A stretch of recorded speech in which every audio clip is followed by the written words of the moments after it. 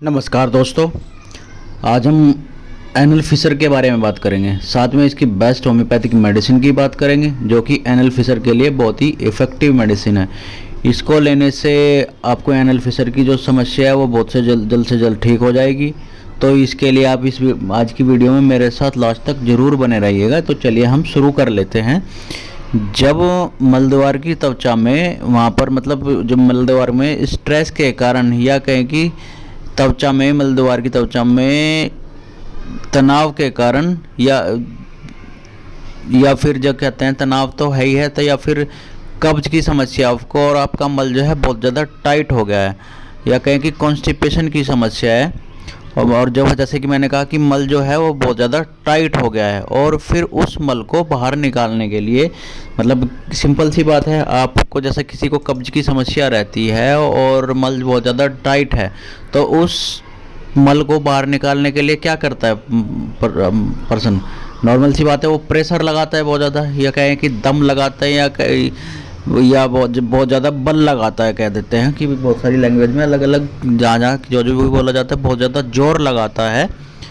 तो जोर लगाने के बाद जैसे कि आपने देखा होगा कि आप नॉर्मल फ्रेश होने जाते हैं, नॉर्मल आपका मल जो होता है, नॉर्मल मल निकलता है, तो उसमें जो आपका मल द्वार है वो जितना नॉर्मल खुलता है, तो कब्ज के टाइम पर स्टूल टाइट होने की वजह से मल द्वार जो है उसमें स्ट्रेस आता है। स्ट्रेस आने के बाद की वजह से क्या होता है कि मल द्वार जो है, जैसे स्टूल आपका टाइट है, मल बहुत ज़्यादा टाइट होता है, जो मल द्वार नॉर्मल की अपेक्षा ज़्यादा खुलता है, या उसको खुलना ही पड़ता है, क्योंकि आप इतना ज़्यादा जोर लगाते हैं तो मल द्वार जो है बहुत ज़्यादा खुल जाता है। और बहुत ज़्यादा खुलने के कारण उस मल द्वार में क्या होता है कि एक कट लग जाता है। इस कट लगने को ही हम एनल फिशर बोल देते हैं। इसके होने का तो देखो, मैंने कहा बताया, मेन कॉज क्या है? कॉन्स्टिपेशन ही है। क्योंकि कॉन्स्टिपेशन में क्या होगा कि मल आपका टाइट है, और टाइट होने के बाद में जब और इसमें आप प्रेशर लगाते हो, कट लगता है, तो इसी वजह से आपको एनल फिशर हो जाता है। तो ऐसे में सिंपल सी बात है, आपको क्या करने देना है। एक तो सबसे बड़ी समस्या यही है कि कब्ज की समस्या है, तो आपको कब्ज नहीं होने देना है, क्योंकि कब्ज की वजह से ही आपको एनल फिशर की समस्याएं बढ़ जाती है। और एनल फिशर की समस्या बढ़ने के साथ साथ में पाइल्स होने की भी समस्याएं बढ़ जाती है। तो मेनली तो इस बात का ही ध्यान रखना है कि कॉन्स्टिपेशन होने ही नहीं देना है। अगर आपको लग रहा है कि कॉन्स्टिपेशन हो रहा है, तो उसके लिए बहुत सारी चीज़ें आती है कि कोई इसबगोल बताता है, कोई कुछ नॉर्मली कोई चूरन वगैरह बताते हैं, आप वो ले सकते हैं, या फिर होम्योपैथिक मेडिसिन आप नक्सवोमी का ले सकते हैं। या फिर कॉन्स्टिपेशन की समस्या हो रही है, आपका पेट साफ ही नहीं हो रहा है, तो उसके लिए आप शाम को एक टैबलेट आती है होम्योपैथी की, लेक्सियालो टैबलेट, आधे कप गुनगुने पानी में आप वो ले सकते हो। उससे क्या होगा कि आपका पेट सुबह बहुत अच्छे से साफ़ हो जाएगा, और आपकी कब्ज़ की समस्या भी नहीं रहेगी। और अगर आप कंटिन्यू कब्ज़ की समस्या ठीक करना चाहते हैं, तो उसके लिए आप कंटिन्यू नक्स ओमेगा का इस्तेमाल कर सकते हैं, या फिर इसके अलावा और भी होम्योपैथिक मेडिसिन का इस्तेमाल कर सकते हैं।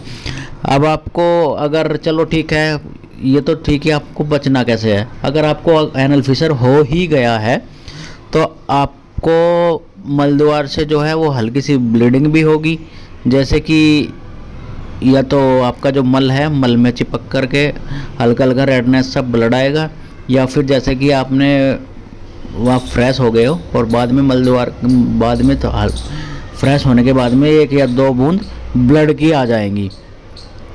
इसमें क्या होता है कि ब्लड ना तो ब्राउनिश रहेगा या ना ही डार्क रहेगा, क्योंकि अगर आपका ब्लड ब्राउनिश या डार्क है, तो कहीं ना कहीं आपके पेट में भी और भी कुछ प्रॉब्लम हो सकती है। इसमें क्या होता है, ब्लड बिल्कुल रेड कलर का आता है, डार्क रेड कलर का आता है। और रेड कलर के ब्लड आने के साथ साथ में क्या होता है कि मल द्वार है जो, वहाँ पर तेज दर्द भी रहता है और बहुत ज़्यादा चुभन रहती है। यही मेन लक्षण है एनल फिशर के। और जब आप डॉक्टर के पास, सिंपल सी बात है, अगर आपको ये प्रॉब्लम हो रही है, तो आप डॉक्टर के पास जाओगे ही जाओगे। और डॉक्टर एग्जामिन करता है। एग्जामिन करने में क्या होता है कि आपको उसको डॉक्टर को क्या बोलेगा कि हल्का कट लगा हुआ है या फिर गहरा कट लगा हुआ है। तो इस कट लगे होने को, ये सिंपल सी बात आप समझ जाएगी, एनल फिशर ही है। मोस्टली केस में तो एनल फिशर जो है अपने आप ही ठीक हो जाता है, क्योंकि एनल फिशर का जो है की समस्या जो है बहुत ही ज़्यादा दर्द होता है, इसमें बहुत ज़्यादा दुखदायी होती है, क्योंकि आप बैठ नहीं पाते हो, खड़े होकर चलते हो तो भी दर्द होता है। और मतलब बहुत ही ज़्यादा समस्या हो जाती है इसमें, बहुत ही ज़्यादा चुभन का सामना करना पड़ता है, बहुत ज़्यादा दर्द का सामना करना पड़ता है। मोस्टली तो एनल फिशर का क्या होता है कि ये हफ्ते 2 हफ्ते में अपने आप ही ठीक हो जाता है, क्योंकि इसमें अगर हल्का सा कट लगा हो तो ये बॉडी जो है अपने आप ही जो इस कट वगैरह को अपने आप ही हील कर लेती है 1 से 2 हफ्ते में। लेकिन अगर कट थोड़ा गहरा लग गया है, डीप कट लगा है, तो वो अपने आप से ठीक नहीं होता है। उसके लिए आपको क्या करना पड़ता है, डॉक्टर के पास जाने की ज़रूरत पड़ती है और इसके लिए आपको मेडिसिन लेनी पड़ती है। तो अगर आपको एनल फिशर की प्रॉब्लम है तो आपको एक होम्योपैथिक मेडिसिन का इस्तेमाल ज़रूर करना चाहिए। ये है एलन कंपनी की A69 एलन फिशर ड्रॉप। इस दवा के क्या है, बहुत ही अच्छे रिजल्ट मिलते हैं। ये बहुत ही ज़्यादा इफ़ेक्टिव मेडिसिन है। इसे लेने से क्या होता है कि ब्लीडिंग रुक जाती है और मलद्वार में जो दर्द है, चुभन है, उसमें भी आराम मिलता है।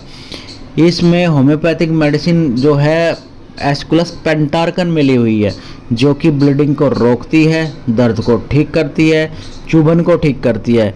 इस मेडिसिन का इस्तेमाल तो पाइल्स में भी बहुत ही बड़े लेवल पर किया जाता है। ये पाइल्स को ठीक करने के लिए बहुत ही इफ़ेक्टिव मेडिसिन है। इसमें अगली मेडिसिन मिली हुई है रेटानिया। ये एनल फिशर की बहुत ही इफ़ेक्टिव मेडिसिन है।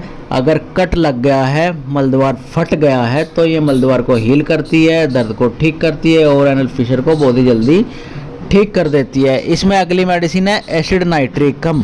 ये एनल पेन की बहुत ही इफ़ेक्टिव मेडिसिन है। चाहे फिशर हो, चाहे पाइल्स हो, जिससे मलद्वार में बहुत ज़्यादा दर्द हो रहा है, चुभन हो रही है, तो ये उसे हील करके ठीक करने का काम करती है। इसमें अगली मेडिसिन मिली हुई है साइलिशिया, जो कि स्किन को हील करने का काम करती है। ये मलद्वार की जो स्किन है उसको हील कर देती है, दर्द को ठीक करती है, चुभन को ठीक करती है।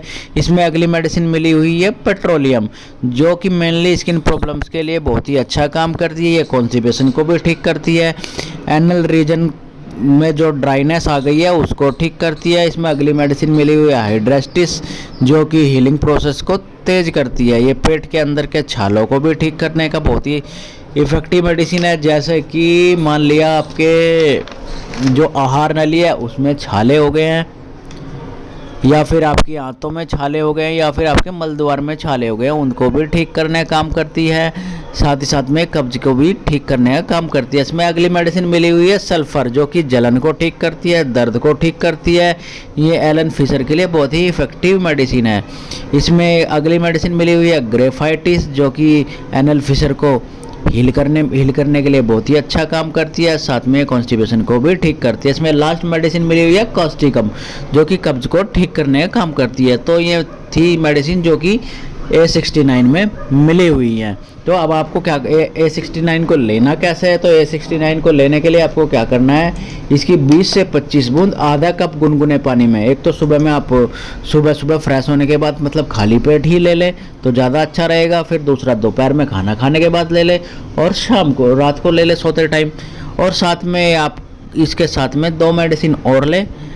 एक मेडिसिन है एसिड नाइट्रिकम, जिसके बारे में मैं बता चुका हूँ। एसिड नाइट्रिकम को आपको 30 पोटेंसी में लेना है। इसे लेने से दर्द चुभन में तुरंत आराम मिलेगा। इसकी 2 बूंद सुबह, 2 बूंद दोपहर, 2 बूंद शाम को ले। इसे लेने से एनल फिशर और पाइल्स दोनों ही कंडीशन ठीक हो जाएंगी। अगली मेडिसिन जो लेनी है इसके साथ में मतलब दूसरी मेडिसिन रेटानिया, इसे 30 पोटेंसी में लेना है। इस मेडिसिन को जरूर लें।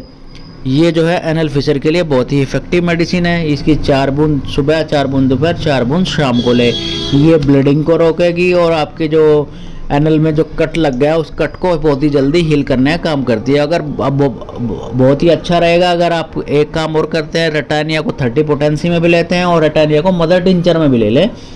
रेटानिया 30 पोटेंसी में तो आपको 4 बूंद सुबह दोपहर शाम लेनी है, और रेटानिया मदर टिंचर की आप 20 बूंद सुबह, 20 बूंद दोपहर, 20 बूंद शाम को ले इसके साथ में।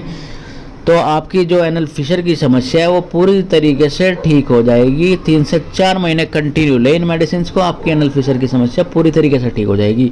फिर आपको एनल फिशर की समस्या बिल्कुल भी नहीं रहेगी। आशा करता हूँ आपको आज मेरी इन्फॉर्मेशन अच्छी लगी होगी। अगर आपको मेरी आज की इन्फॉर्मेशन अच्छी लगी है तो मेरे चैनल को लाइक करना ना भूले, शेयर करना ना भूले, और साथ में देखो सब्सक्राइब तो कर दे। साथ में बेल आइकन ओपन करना ना भूलें, जिससे कि मेरे वीडियो का नोटिफिकेशन आप तक जल्द से जल्द पहुंच सके और आप मेरे वीडियो का बहुत से जल्द फ़ायदा उठा सके। और हाँ, सब्सक्राइब करना ना भूलें, आप खुद भी सब्सक्राइब करें, अपने जानने वालों से भी सब्सक्राइब कराएं, जिससे कि आप अपना ट्रीटमेंट खुद ही घर पर कर सके और फ्री ऑफ कॉस्ट कर सके। क्योंकि आप डॉक्टर के पास जाओगे, वहाँ उनकी कंसल्टेशन फीस होगी, उनके वहाँ से मेडिसिन होगी, तो आप कहीं ना कहीं फंस जाते हैं उसमें और आराम भी जल्दी नहीं मिलता है। तो इसलिए आप फ़ायदा